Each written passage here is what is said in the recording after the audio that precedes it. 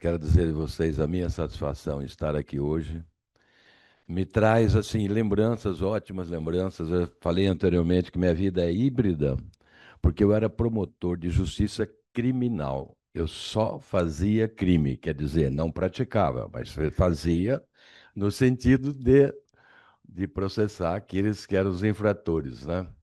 E era, tinha já mestrado em Direito nessa época, e doutorado, e professor, sempre fui professor também. E depois, mais no final da minha carreira, não sei por que explicar até hoje, eu comecei a ter uma inclinação para o lado da bioética. Eu era professor de direito penal. Eu fazia júris, eu fazia processos normais do crime. E aí eu fui convidado pelo doutor Greco, que foi professor aqui também, faleceu na época do Covid. Ele era um dos diretores do IMC, para fazer parte do CEP, né? Comitê de Ética em Pesquisa. Eu fui, falei, não entendo nada, não sei nada, não tenho nenhuma aderência na área de saúde, mas eu vou lá. E aí eu comecei a ver o que era discutido. Falei, gente, isso é muito bonito, isso é muito interessante. Eu estou discutindo crime e aqui estão discutindo vida. É bem interessante. Foi aí que eu, assim, comecei a ter interesse como um autodidata e fui me aprofundando na área da bioética. Até depois que eu fiz o doutorado, um pós-doutorado, e larguei o direito penal definitivamente. Larguei. Hoje, de vez em quando, ex-alunos me ligam: Ô, professor, você não quer dar uma palestra aqui sobre a última que eu recebi, sobre prisão em flagrante delito nos crimes coletivos praticados pelo grupo do PCC? Eu falei, olha, eu gostaria muito de falar sobre isso, mas não lembro mais nada. Isso aí já foi, é um passado, né? E eu não tenho mais acesso a nenhuma informação nesse sentido. E aí fui convidado depois para ir para a CONEP, Comissão Nacional de Ética em Pesquisa, lá em Brasília, no Ministério da Saúde, como voluntário. Aqui também eu sou um voluntário, um professor voluntário. A minha vida, depois que me aposentei, é minha vida de voluntário. E lá em Brasília eu fui para ficar um ano na CONEP e fiquei 3 anos e aprendi muito, mas muito, muito, muito, muito. Você é uma visão macro que você tem da saúde e principalmente na área que eu estava, na área da bioética. Fiquei esses 3 anos para cá, para lá, depois voltei, eu já estava aposentado, abri meu escritório de advocacia. Então veja que você vai tendo múltiplas atividades, né? Abri meu escritório de advocacia, que é aqui em Rio Preto, ali na Redentora, e comecei a advogar. Aí depois eu falei assim, não, eu não vou mexer mais com essa parte de advocacia, já fui 30 anos promotor, não vou, eu vou lidar com outras coisas. Fui para a Unesp, no Comitê de Ética em Pesquisa aqui, também em Rio Preto, da Unesp, e, enfim, fiquei vagando nesta área de saúde. E aqui eu dou aula também como voluntário de bioética para o quarto e quinto ano da medicina e aula também no mestrado da psicologia aqui da FAMEP. E em São Paulo eu dou aula na Escola Superior do Ministério Público, Escola Superior da Advocacia, dou aula também na Secretaria da Saúde, que nós temos lá um instituto de saúde que agrega cursos profissionalizantes. Isso é muito interessante vocês saberem também. Além disso, tem curso de pós-graduação, curso de mestrado e doutorado, todos reconhecidos, né, pelo MEC. E eu dou aula lá também como voluntário. E dou aula também na USP, inclusive semana passada eu dei uma palestra para os alunos, os residentes da USP, residente 1, 2, 3 da USP, para falar sobre sigilo médico, que é um assunto muito interessante para vocês, né? E outros assuntos assim correlatos para que os alunos tivessem assim, um conhecimento melhor da área jurídica, porque vocês conhecem a área médica, e a área jurídica faz outra leitura, é uma leitura muito diferente. O médico ele é sempre aquela pessoa imbuída de bom senso, boa vontade, de boa fé, de querer ajudar o paciente. E isto, às vezes, vem contra o próprio médico, porque ele não toma as cautelas necessárias. Qualquer dia nós posso voltar aqui, fazer uma outra conversa para falar sobre a responsabilidade civil do médico, que é muito interessante para que vocês saibam, vocês estão já trabalhando nesta área. Mas assim, isso tudo que estava falando para vocês me traz recordações boas daqui, quando eu vim para cá, né? E quando eu comecei a fazer o meu doutorado aqui, eu estava com meus 51, 52 anos. Nunca é tarde para começar. E aqui eu me lembro de um livro que eu li, quando ainda era lá dos bancos escolares, que tem muito a ver com esse nosso encontro. Vocês já devem, não sei se já leram, os mais velhos geralmente já leram. O Velho e o Mar, né? Alguém leu O Velho e o Mar? É do Ernest Allard. Graças a Deus que eu tenho uma testemunha aqui. Esse livro é do Hemingway. E foi prêmio Nobel, inclusive, né, de literatura. Ele morava em Havana. E lá em Havana eu fui visitar uma vez lá. Lá tem a Marina Hemingway e tem também um barzinho chamado La Bodeguita del Medio, né, o botequinho do meio da rua. É onde o Hemingway ia tomar ali as suas bebidas preferidas. Ele era um alcoólatra inveterado. E ele escreveu nesse livro, O Velho Mar, uma situação em que tinha um pescador numa ilha, já com idade, e aposentado, e ele tinha um nome muito forte perante os outros pescadores. E um pescador chegou relatando uma história que tinha um peixe muito grande e que eles não conseguiam pescar esse peixe. Era muito difícil.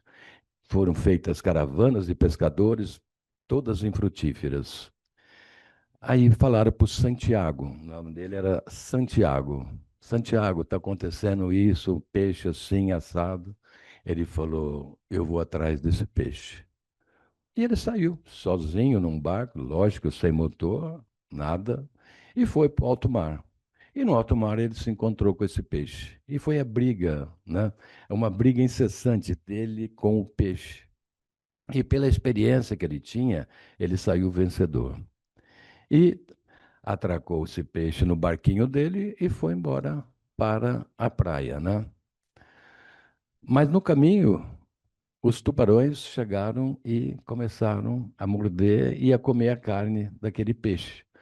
Está escrito lá que era um peixe de mais de 100 quilos. É conversa de pescador ou não, não sei, mas o Hemingway colocou que era mais de 100 quilos esse peixe.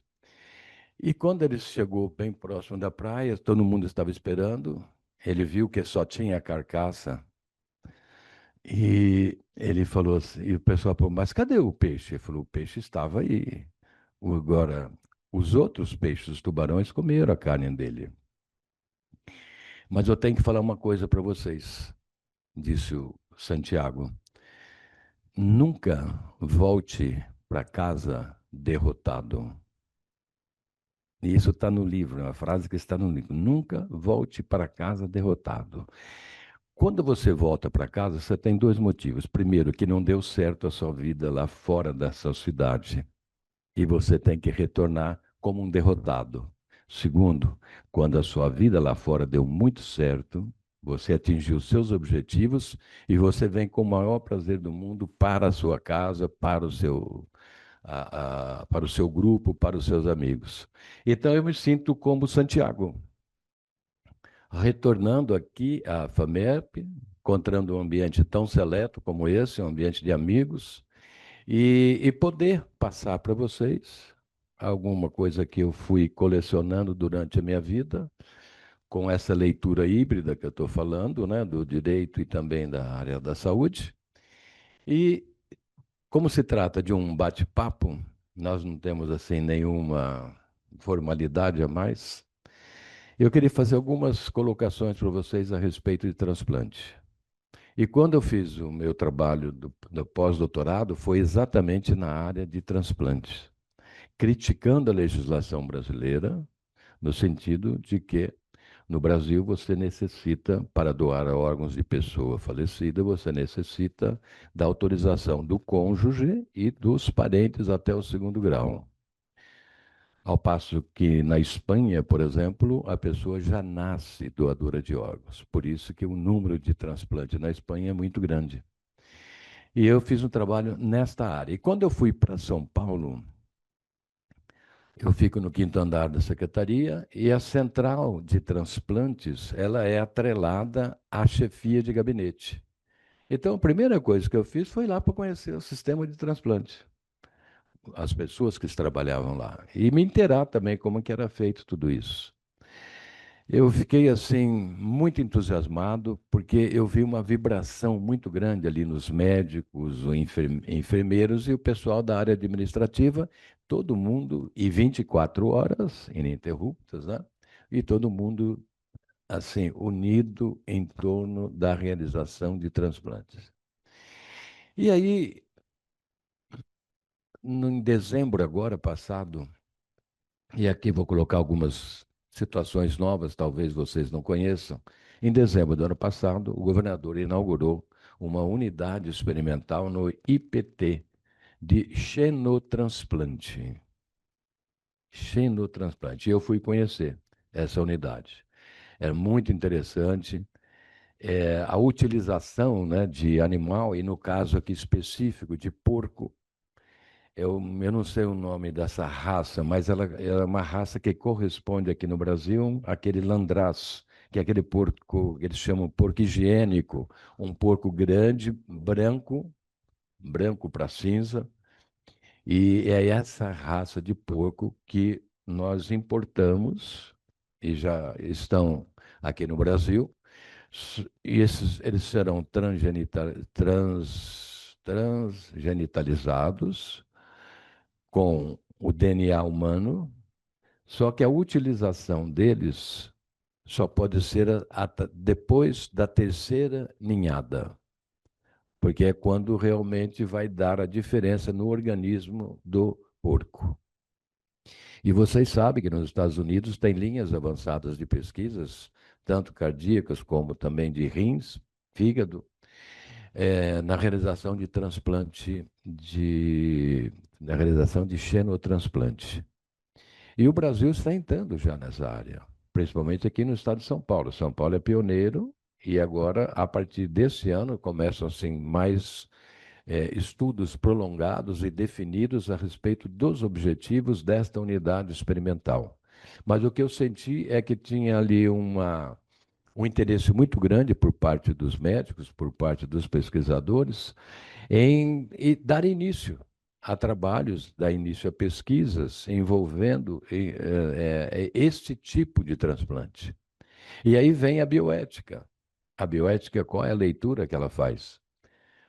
Então, você vai colocar um rim de um porco num humano. A primeira pergunta que a bioética vai fazer é o seguinte: quantos anos vive o homem e quantos anos vive um porco? Você tem que ter uma proporcionalidade. O transplante de humanos existe compatibilidade total, porque geralmente, hoje, pelo menos no Brasil, a idade é até 74 anos de longevidade. Com um porco já não acontece isso. Então, será que isso vai trazer benefício? E aí entra o princípio da beneficência da bioética. Será que isso vai trazer benefício para o humano? É a grande indagação. Nos Estados Unidos, eles já estão, principalmente no transplante de fígado, eles já estão com linhas avançadíssimas e realizando esse tipo de transplante. E lógico que cada país ele tem que se adequar às suas regras, aos seus costumes, né? As determinações, por exemplo, do Conselho Federal de Medicina, Ministério da Saúde, a respeito de transplante. Eu conversando com o doutor Medina ele é muito ligado lá à secretaria e ele é do Hospital do Rim. É o transplantador que mais fez transplante de rim no mundo. No mundo. Ele foi, inclusive, o ano passado, homenageado nos Estados Unidos, por ele ter conseguido atingir mais de 1.200 transplantes de rins e agora ele parou. Ele não está fazendo mais a cirurgia, mas ele fica assim na direção do hospital. E eu tive a oportunidade de conversar com ele a respeito do xenotransplante, que ele é uma pessoa com total condição para responder a esse respeito. Ele me falou o seguinte, que no momento agora ainda é muita expectativa. Porém, com o passar do tempo, com o aprofundamento de pesquisas nesta área, nós poderemos chegar a um resultado satisfatório. E o resultado satisfatório significa você dar boa qualidade de vida para o paciente, para o transplantado. Mas vem assim muitas dúvidas, vem muitas perguntas que ainda não têm resposta. Como é que você vai utilizar um animal, retirar o órgão desse animal e depois trazê-lo para o humano? Mas acontece que, de acordo com as pesquisas, esse órgão do animal já está humanizado. Hoje nós estamos vivendo a época da transhumanização. Transhumanização compreende o quê? Toda, todo o desenvolvimento científico aplicado vem militar em favor do homem para que ele atinja cada vez mais os seus objetivos. Por exemplo, a inteligência artificial, hoje, ela já está fazendo parte da transhumanização. Quer dizer, além de você, você tem uma inteligência artificial. E essa inteligência artificial, ela fala e substitui você.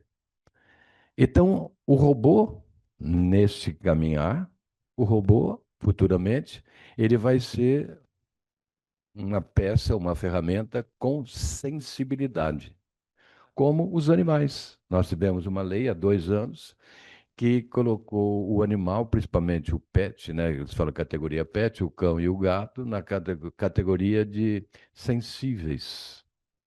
Sensíveis. Olha, o animal é sensível? É um ser senciente. Ele chora, você às vezes não percebe, ele está alegre, você às vezes não percebe, e ele convive com você naquele ambiente. E uma outra coisa que eu queria falar também para vocês, que eu acho que é interessante, é que está aumentando muito o número de doadores. Apesar das pesquisas ainda não serem favoráveis, mas o que a gente sente, pelo menos estou dizendo, no estado de São Paulo, Central de Transplante de São Paulo, a gente sente que está aumentando muito doadores, e doadores, inclusive, de órgãos infantis. Corações, né? Lá o INCOR está fazendo muitos transplantes de crianças. Tem uma ala lá que é somente de crianças, então está aumentando bastante esse tipo de procura, né? Esse tipo de doação. E uma outra coisa também que é interessante, que eu acho que vai dar uma guinada e modificar totalmente o sistema de transplante no Brasil, é que tem um projeto de lei que não está andando em passos de tartaruga, pelo contrário, está muito célere, no sentido de transformar todo cidadão brasileiro num doador originário. Então você já nasce doador. Nós tivemos uma lei nesse sentido aqui no Brasil, que ela foi revogada em 2001.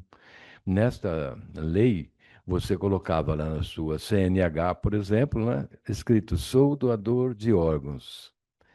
E aí veio, após essa 2001, houve a revogação desta lei e ficou prevalecendo a linha dura da Lei de Doação de Órgãos, que é de 1997.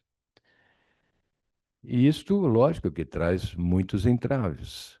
E eu pergunto, como é que pode a pessoa que é dona de um latifúndio enorme chamado corpo humano não ter a disponibilidade do seu próprio corpo e se definir a respeito de doação de seus órgãos post-mortem? O Supremo Tribunal Federal decidiu agora, recentemente, há 3 meses mais ou menos, que testemunhas de Jeová podem recusar a transfusão de sangue. Olha o que acontece na área médica isso. Os médicos, principalmente os médicos mais de mais tempo de formação são totalmente contra. E o Supremo falou o seguinte: tem que prevalecer a autonomia da vontade da pessoa. Eu não quero me submeter e não quero ser transfundido, é direito meu, personalíssimo.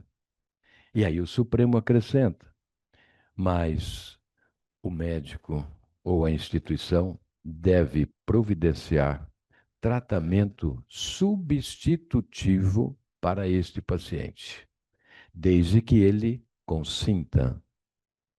Se ele não consentir, e é aqui que vem a conversa que eu tive com os estudantes lá da USP, que eles ficaram assim impressionados, adoraram essa decisão do Supremo. Se ele não consentir, a morte ocorre.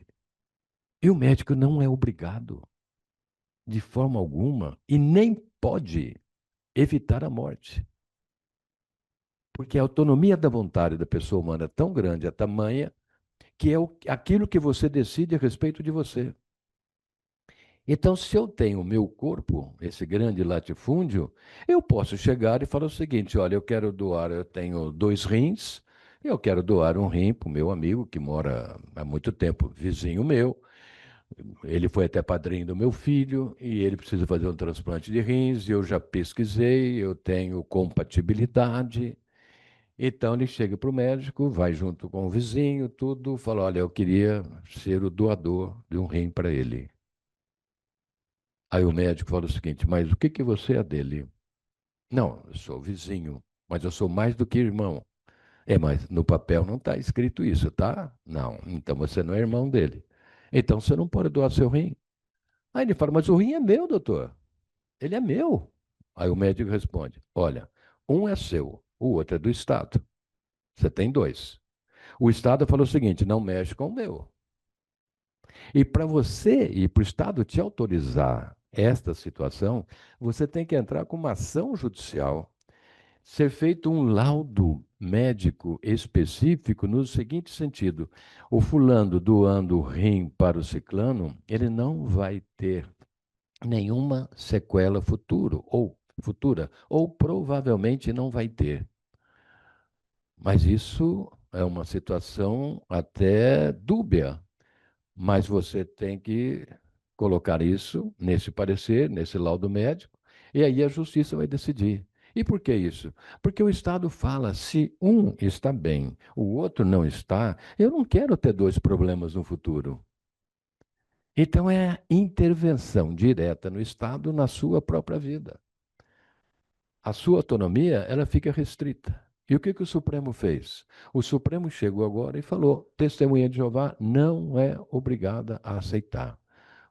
Ela pode recusar, desde que seja conferido a ela um tratamento específico. Ontem eu dei uma palestra lá em Campinas, na DRS de Campinas, e o assunto foi exatamente esse. Exatamente esse. A decisão do Supremo com relação à recusa de transfusão por parte de testemunhas de Jeová. E a conclusão hoje a esse respeito é de que o Estado ele é obrigado a conferir, e aí no caso seria aquele sistema PBM, né? A conferir para o paciente um tratamento substitutivo que seja eficaz. A Organização Mundial de Saúde já se manifestou a respeito do PBM, já deu o aval a respeito também desse sistema e disse que ele tem condições suficientes de substituir o sangue humano. E o que que vai acontecer? Daqui para frente, nós vamos ter esta outra opção. No Rio de Janeiro, o Ministério Público do Rio de Janeiro entrou com uma ação agora obrigando o Estado, no prazo de 30 dias, a trazer tratamento substitutivo para a testemunha de Jeová, que recusa a transfusão. E isso, em São Paulo, os hospitais, por exemplo, o Dante agora só faz uso do PBM. E na secretaria, nós já temos um grupo de estudo formado e já começamos também a fazer cursos de atualização, também é até mesmo de aprendizado para médicos, para enfermeiros que lidam com essa área de transplantes. Então, uma inovação. E A título de inovação, eu acrescento este projeto de lei que está lá no Congresso, dizendo que a pessoa já nasce doadora de órgãos. Olha, não tenham dúvida que isto vai passar. Não tenha. Sabe uma outra coisa que vai passar também? Suicídio assistido. Não eutanásia, suicídio assistido. O suicídio assistido nós não temos aqui no Brasil, mas na Europa. Os Estados Unidos já está implantando em alguns estados. Nós tivemos, inclusive, aqui no Brasil, um membro da Academia Brasileira de Letras, o Antônio Cícero, é poeta, poeta de mão cheia. Ele tem uma poesia chamada Porta. É a coisa mais linda. Depois vocês entram em Antônio Cícero Porta. É a poesia, uma das poesias dele. E ele estava com Alzheimer em estado avançado. Ele não conseguia mais ler as poesias que ele fazia. E pior, ele não conseguia mais fazer poesia. Com 72 anos de idade, ele resolveu morrer. Mas não se matar. E no Brasil, você não tem essa possibilidade, a não ser que você atente contra a sua própria vida. Ele foi para a Suíça, e lá na Suíça tem uma clínica muito grande, mundialmente conhecida, como Dignity, Dignidade. E nessa clínica, ele fez o suicídio assistido e deixou uma carta explicando por que que ele estava fazendo aquilo. Não é uma eutanásia. Ele tinha doença? Tinha, mas essa doença dele por si só teria nexo de causalidade com a sua morte? Pode ser, mas é muito futuro para falar. É só num futuro que você pode falar. Mas agora ele quis morrer. Assim como também tem um médico australiano, Goldman, o nome dele, com 104 anos, professor universitário, faculdade de medicina. E ele, sem qualquer doença, ele manifestou o desejo de morrer. E lá, no país dele, não tem o suicídio assistido e ele foi também para a Suíça. E os jornalistas ficaram sabendo e se acercaram quando ele desceu no aeroporto e perguntaram para o Dr. Goldman, por que que o senhor está querendo morrer? Ele falou, não, não é que eu estou querendo morrer, é que eu preciso morrer. Eu tenho 104 anos, tudo que eu tinha que fazer na vida, eu já fiz. E eu não tenho doença. E eu nem quero pensar em ter doença. Mas eu preciso dar um jeito na minha vida. Porque tudo que eu queria fazer eu já fiz. Eu não tenho mais projeção nenhuma. Autonomia da vontade. Autonomia da vontade. E isso agora, transportando aqui para o Brasil, vai causar uma mudança radical, tanto na área médica, como na área de saúde, como até mesmo nos relacionamentos entre as pessoas. E se vingar esse projeto, que tudo indica vai vingar, nós teremos então uma facilidade de fazer transplante no Brasil inteiro. Não precisa mais daquela outorga da família, a autorização da família. A própria pessoa, ela já é doadora, a não ser que ela faça registrar no seu documento que não é doadora. Nós vamos voltar naquela leizinha que eu falei para vocês de 2001, que foi revogada. Então, você coloca lá no seu documento, não sou doador de órgãos. Ponto final. Ah, você morre, a sua família quer doar. Não vale. Acabou.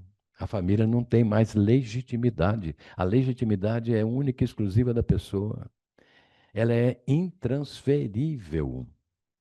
No caso da testemunha de Jeová, por exemplo, se entra algum testemunha de Jeová aqui no hospital em estado grave, né, sendo recebido ali pelo médico, pelo enfermeiro, colocado numa maca para levar para um tratamento mais intensivo, alguém ali no saguão do hospital fala o seguinte: ó, esse paciente aí é testemunha de Jeová.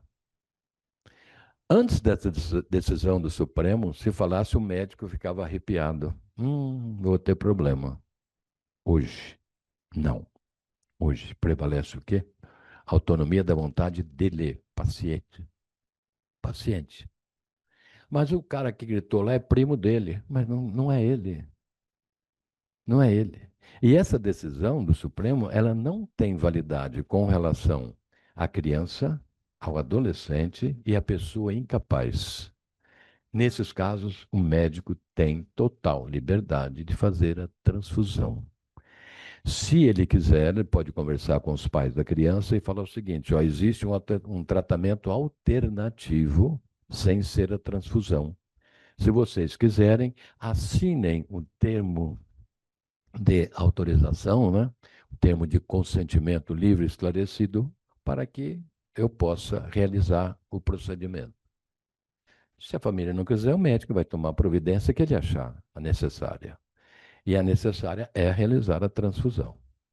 Bom, tudo isso que eu estou falando para vocês é nesse sentido que nós vamos ter aí em pouco tempo mudanças radicais na área de transplantes. Vai melhorar e melhorar muito.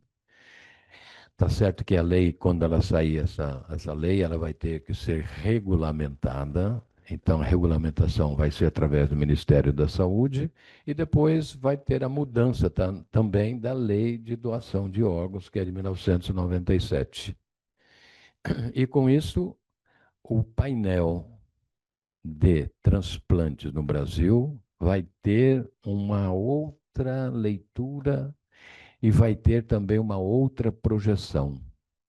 Eu vejo lá no INCOR, eu tenho mais contato assim com o INCOR, e os residentes da área de transplante, tem um deles que é da Bahia, e me falaram lá dentro que ele é excelente residente, e ele participa de várias buscas de órgãos, né? E eu estava conversando com ele um dia, estava até almoçando com ele um dia lá no restaurante do INCOR, e eu perguntei para ele, por que que você gosta de transplante? Ele falou, então, eu fiz cardiologia, mas eu fiz para ser transplantador. Eu quero ser transplantador. Eu não quero clínica, eu não quero cirurgia, só quero ser transplantador. Isso é a minha realização. O rapaz tem o quê? 27, 28 anos de idade, mora na Bahia, e aí ele falou: eu estou fazendo a residência aqui e depois eu vou para a Bahia e eu vou implantar um serviço de transplante lá no hospital público. Então vejam a relevância que é, né? E toda essa conversa que eu estou tendo com vocês aqui é no sentido de demonstrar qual que é a leitura que está sendo feita hoje no Brasil. Na semana passada eu participei também de um simpósio em São Paulo, e nesse simpósio esteve presente a Patrícia. Patrícia, ela é a coordenadora do Sistema Brasileiro de Transplantes. Ela não é médica, ela é enfermeira. Mas ela tem um assessor médico que vai junto com ela nas reuniões para discutir os assuntos mais técnicos. Mas, na realidade, ela é enfermeira, é uma pessoa muito capacitada, uma pessoa que entende muito de transplantes. E eu estava conversando com ela e falei desse projeto de lei para ela. Ela falou: olha, nós estamos esperando com a maior ansiedade, porque se isso vingar, resolve o problema de transplante no Brasil. Nós não vamos ter que equipes de busca, equipes de convencimento, né? Equipes que trabalham com os parentes de pacientes, no sentido de que, no instante que for decretada a morte encefálica, agora você tem duas opções. A primeira é doar órgãos e a outra deixar do jeito que está e vai para o enterro. Então, essas equipes também vão perder a sua essência. Você não tem que convencer mais. Não tem mais o convencimento. A pessoa morreu, ela é doadora de órgãos, acabou. Tá. E aí eu queria aproveitar e falar também um pouquinho sobre o transplantar. Transplantar. Esse é um projeto muito interessante, ligado também, atrelado àquilo que vocês fazem aqui. Quando eu cheguei na secretaria, eu me aproximei bastante da central de transplantes e uma das coisas que eu via lá era o seguinte: olha, tinha doação de órgãos, por exemplo, em Presidente Prudente, inclusive tinha um coração infantil. Eu vi aqui, não buscou? O que que aconteceu? É que nós temos um problema muito sério que é na busca de órgãos. E nós temos que respeitar o tempo de isquemia. Então, isquemia, coração, pulmão, 4 horas. E como é que nós vamos lá em Prudente buscar? O avião da FAB, ele não está aqui em São Paulo. Ele está rodando pelo Brasil. Então você tem que aguardar esse avião chegar e lá em Prudente vá buscar os órgãos. E fui vendo sequencialmente várias doações, mas não tinha nenhuma concretização. Então fiquei pensando, o problema não é que está faltando doador. O problema é que está faltando logística. Doador tem, mas a logística não. Foi quando eu conheci duas pessoas. Uma é o doutor Ronaldo Honorato, né, que é seu amigo, seu colega. Ele é transplantador lá do INCOR, apaixonado pelos transplantes. A vida dele se resume em transplante. E eu conheci, comecei a conversar com ele a esse respeito, trocando ideias. Ele falou: Olha, eu tenho um amigo que a gente poderia conversar com ele para ver se a gente consegue alguma coisa. Esse amigo dele, ele é presidente do Instituto Brasileiro de Aviação, IBA, que é lá em São Paulo, e tem ali registrado mais ou menos 300 aeronaves. Então fizemos uma reunião lá na secretaria, conversando, porque eles queriam implantar esse tipo de trabalho em Brasília, no Ministério da Saúde. Mas lá não vingou. Não vingou, não teve assim interesse, e aí eles estavam assim pensando o que que eles poderiam fazer. Foi quando eu sugeri, vamos fazer esse projeto pela Secretaria da Saúde. A Secretaria encampa o projeto. Então, de início foi assim até um pouco difícil, porque a gente tem que observar as regras, né, existentes para o Estado fazer uma parceria, seria uma parceria público-privada com uma instituição privada. E então foi aí que começou a surgir esse transplantar. É transplante, depois AR, os dois maiúsculos. Transplantar. Criação minha? Não. Não, a criação já existia, eu encampei essa ideia, fiz a parte estrutural jurídica, o convênio do Estado, mostrei para o secretário achou muito interessante e falou: eu vou mandar para o governador ver, analisar. E foi para o governador. O governador ficou entusiasmado. O Tarcísio é um cara impressionante. Ele tem um entusiasmo instantâneo e, assim, aquele cara operacional. É operacional. Vai ajudar muita gente? Vai. Tem condições de fazer isso? Tem. Então, vai ser programa de Estado. E aí ele assinou a documentação. No que consiste? Os proprietários de aeronaves, principalmente jatos, que é a preferência maior, eles cedem, e aí quando eu fiz a documentação, eu coloquei, antes era ceder a aeronave. Aí eu falei, não, ceder horas de voos com a finalidade de buscar, captar órgãos para transplante. Então já muda a configuração. Ele não vai doar a aeronave dele, ele vai doar horas de voo como um voluntário. Então, ele doando essas horas de voo, nós temos um cadastro ali, registro dos proprietários de aeronaves, e eu fiquei muito surpreso quando eu vi que as grandes empresas, principalmente de São Paulo, essas grandes empresas, elas têm assim um coração muito grande, porque os representantes das empresas, eles colocam aviões a jato à disposição da secretaria para buscar órgãos. E eu não quero falar aqui por quê.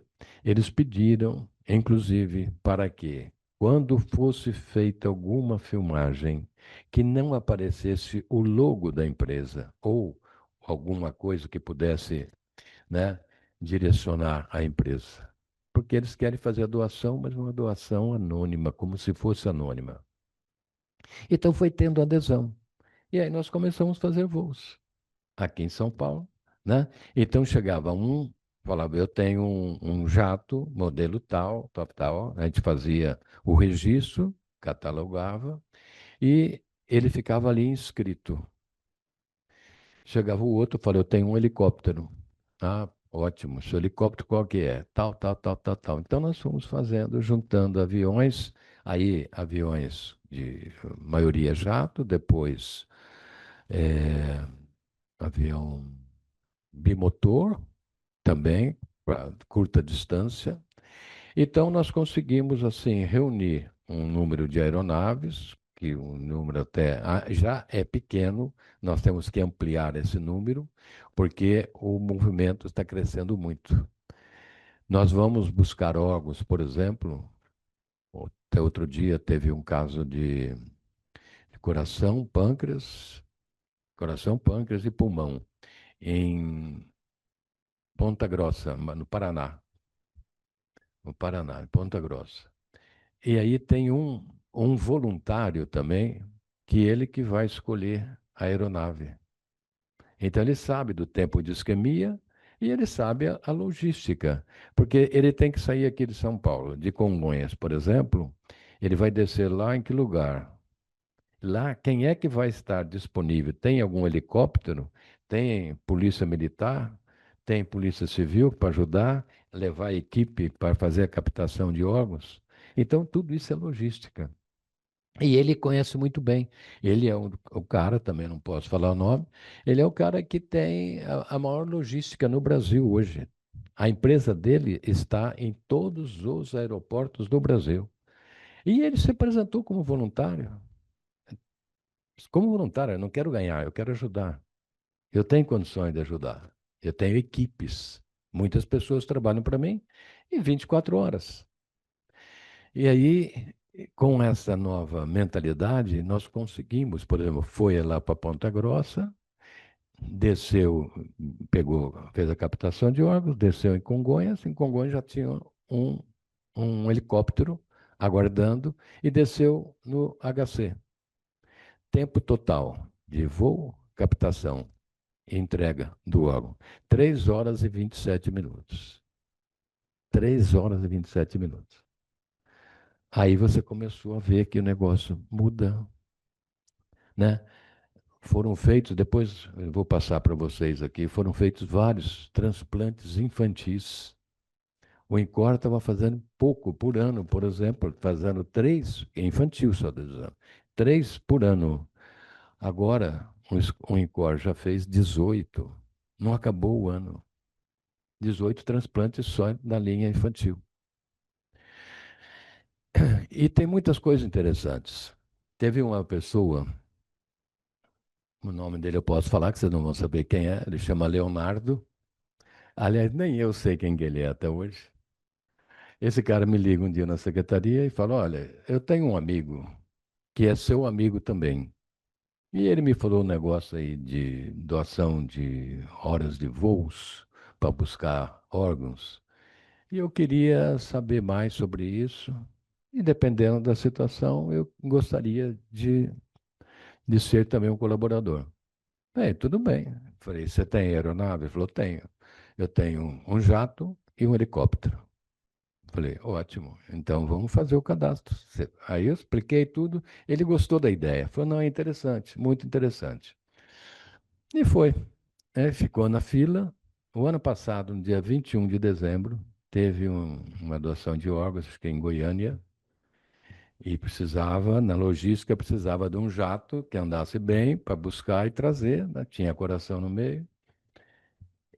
No dia 21 de dezembro, aí a central do transplante ligou para ele, ele falou: Nossa, meu avião está com minha família nos Estados Unidos.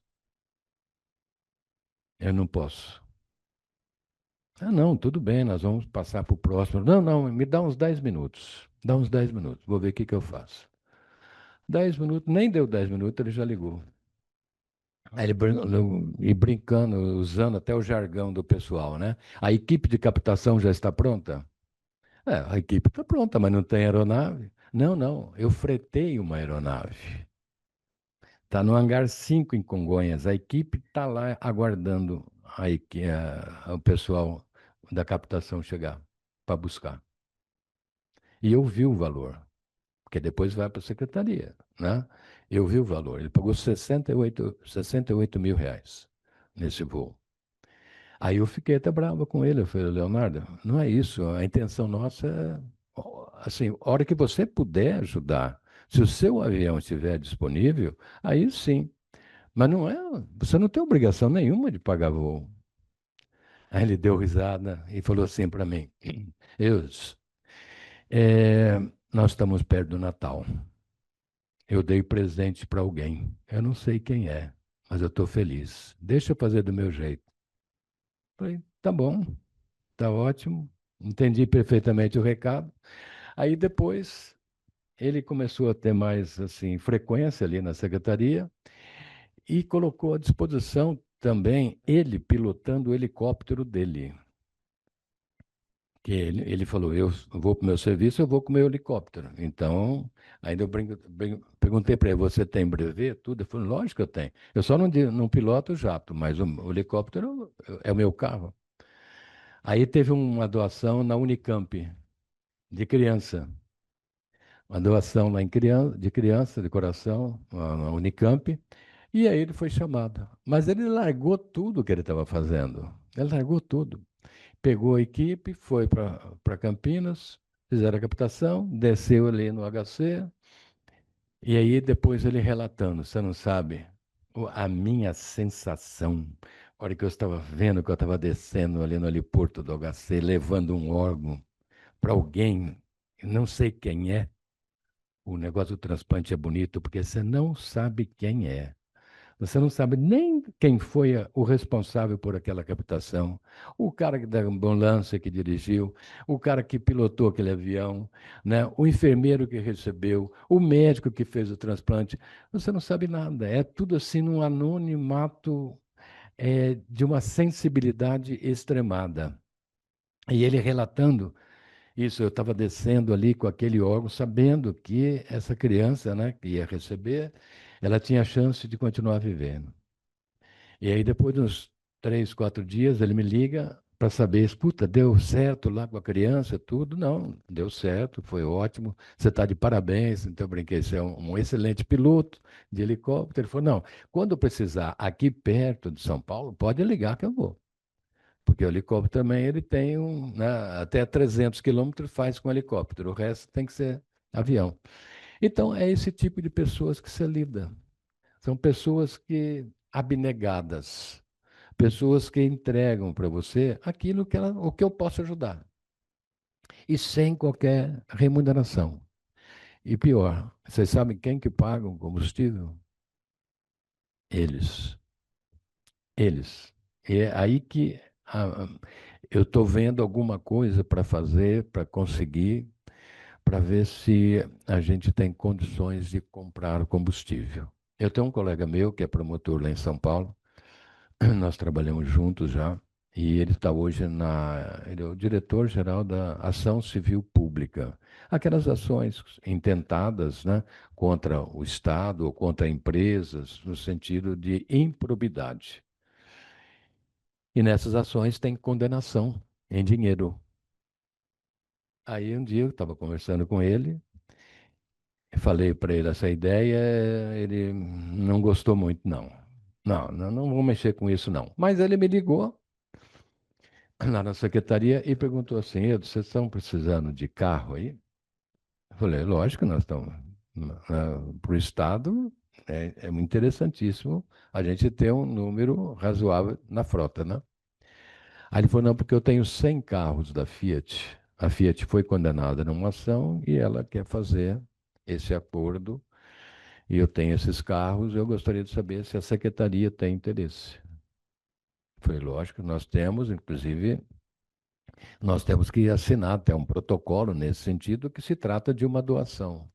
Aí foi feita a doação para a secretaria, e aí foi quando eu entrei na segunda parte. Falei, e agora, quando tiver aí alguma ação civil pública de condenação, que reverta em dinheiro, você propõe para que a pessoa ou a empresa compre combustível, não deu dinheiro para a gente, mas compra o combustível e deixa lá. Então, quando for utilizar, vai, abastece o avião, volta, tal, tal, tal, tal, tal, tal, tal. E você tira esse peso também do proprietário da aeronave. Então, está bem encaminhado. Tem um caso lá que ele me falou de uma ação proposta, e nesta ação que ele propôs, em torno de 20 milhões, então uma parte ele pode reverter para a aquisição de combustível. E dá certo, sabe por quê? Porque não entra dinheiro em lugar nenhum. Vocês perceberam na narrativa que eu fiz? Não tem dinheiro, nada. O Estado gasta? Não. O Estado tem despesa? Não. Então, como é que isso acontece? Acontece porque as pessoas doam. Então, isso tudo é doação. E é uma doação que faz bem para quem tem aeronave. Eles falam o seguinte: o meu avião parado é um problema para mim. O meu avião voando é diferente. Além do que, eles pagam piloto e copiloto. Se eles não voam, se voam, eles recebem o mesmo jeito. Então, quando tem essa oportunidade, para eles é muito bom. Eu queria mostrar aqui para vocês os dados, né? Os dados que nós fizemos agora, final de setembro. Só para vocês terem uma ideia, esse projeto começou em outubro do ano passado e agora, em setembro, nós fechamos para ver quantos voos foram feitos, quantos órgãos foram captados, a distância voada, tudo isso daí. Então, para vocês terem uma ideia, nós começamos em outubro do ano passado. Outubro do ano passado. 62 voos realizados. O último foi no dia 6 de setembro. Foi aí que nós fechamos, né? Depois desse último aí, de 6 de 9, nós tivemos mais 3 ou 4, acho que 4, que ontem teve um outro 4 voo realizado. 33 voos em helicópteros. Significa que 300 quilômetros de Rio Preto, ou de Rio Preto, de São Paulo, ou que o helicóptero estava no aeroporto aguardando o avião descer para pegar o órgão e para buscar o hospital. 15 voos em aviões turbo-hélice. Também é questão da logística, dependendo da distância que está, você não vai colocar um jato, você coloca um que é turbo-hélice. E 14 voos em aviões a jato. Então, é aí que está o grande segredo e, principalmente, do aumento de números de transplantes cardíacos. Aí que está a grande diferença. Os voos com aviões a jato. E outra, nós estamos fazendo busca no Brasil inteiro. O estado do Paraná agora, ele está querendo manter um convênio conosco para a gente buscar órgãos para eles também, para transplante lá. Mas a nossa participação ela é pequena. O número de aeronaves também é um número assim, reduzido. É um número que está dando conta, mas que, se tiver que ampliar, nós vamos ter que modificar totalmente esse projeto. Então, órgãos captados até o momento, 44 corações. Podem ver que coração sempre está na frente por causa dos jatos, né? 14 pulmões, com 3 descartes, 9 fígados, e com Na realidade, o que, que eu observo? A procura maior mesmo é o coração. Pâncreas deve ter uma só. Como é que eu faço para passar para frente aqui? Deixa eu ver.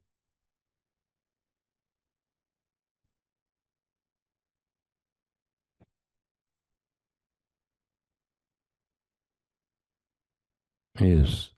Aí, ó. 16 cidades em São Paulo, compreendendo São Paulo, Presidente Prudente.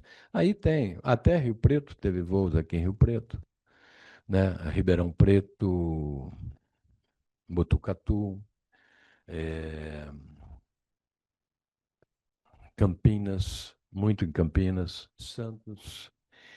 Então, 16 cidades em São Paulo, 13 cidades da região sul, sudeste e centro-oeste, aí vem Goiás, Rio de Janeiro, Santa Catarina, Paraná, até Tocantins. Tocantins. Esse de Tocantins foi um voo num jato Eu não sou muito conhecedor dessa parte da aviação, mas é um jato que o comandante Lira, que é o diretor daquele Instituto Brasileiro de Aviação, ele que tem a facilidade de conversar com os proprietários de aeronave, ele estava falando que esse jato anda 900 quilômetros por hora. Então ele falou, aí o cara da logística falou, para Tocantins só pode ser esse avião aqui.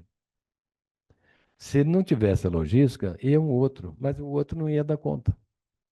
Então tem que ser bem programado e bem científico também. Total de quilômetros, 32 mil quilômetros. Tempo de isquemia dos corações, o menor foi de 2 horas e 21. Olha a folga que dá, né? Corações pediátricos, até 9 corações, de 7 meses a 14 anos. Teve um que apareceu no Fantástico faz mais ou menos um mês, de uma criança, uma menina que faleceu no Rio de Janeiro, 9 meses. 9 meses. E a família doou os órgãos. Então chegou lá para a central do transplante e tinha um menino que estava internado na Beneficência Portuguesa com o coração artificial, cujo vencimento ocorreria no dia seguinte, que era uma segunda-feira. E isto foi de manhã que a central recebeu o pedido. Aí então deslocou lá um avião para ir para o Rio, e aí a equipe da Globo foi junto. Então ela fez a filmagem, tudo. Ela falou que se trata de uma colaboração de proprietários de aeronaves que cedem gratuitamente horas de voos para que faça a captação de órgãos. E desceu em São Paulo, depois o helicóptero levou até a Beneficência Portuguesa, lá foi feito o transplante e o menino está a todo vapor. Ele já está tranquilo, já está saudável. E essa reportagem foi feita lá no Fantástico. E depois saiu também no programa do Hulk, no domingo. Saiu no programa deles. E gozado é que os jornalistas, quando você fala em transplante, eles começam a babar, né? De tanta satisfação, porque é uma notícia boa, né? É uma ação coletiva, voluntária, que todo mundo se agrega e todo mundo se junta em torno disso, né? Total de recursos, né? A estimativa, 1.950.000, quer dizer, o Estado deixou de gastar. E gastos de combustíveis, nós colocamos aí 330, até o final do ano, os 420, mas vai além disso. Vai além, porque depois dessa estatística aqui, mais 4 voos. E agora nós estamos ainda em outubro, então nós temos novembro e dezembro. Então vai ultrapassar esse valor aí. Por isso que eu estava falando para vocês da preocupação em buscar outros recursos, né, para poder bancar. Mas era isso que eu tinha que falar para vocês, né? Cumprimentar todos vocês que estão engajados nessa luta. Isso é muito bonito. Vocês são pessoas diferenciadas. Eu falo lá para o Honorato, eu falo para ele o seguinte: o pessoal de transplante é um pessoal que tem sensibilidade diferenciada das outras. O pensamento é outro, né? A resposta de vida é outra. A satisfação é outra. Então, eu fico assim muito satisfeito em ver um grupo como vocês trabalhando nessa área, um grupo que está interessado em trazer benefícios, dividendos de saúde para a coletividade. Vocês estão de parabéns. Esse projeto, se vocês quiserem conhecer mais, é só vocês entrarem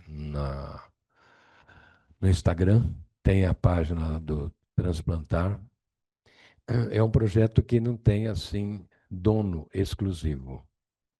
Não tem dono. Todo mundo é dono. Todo mundo é participativo.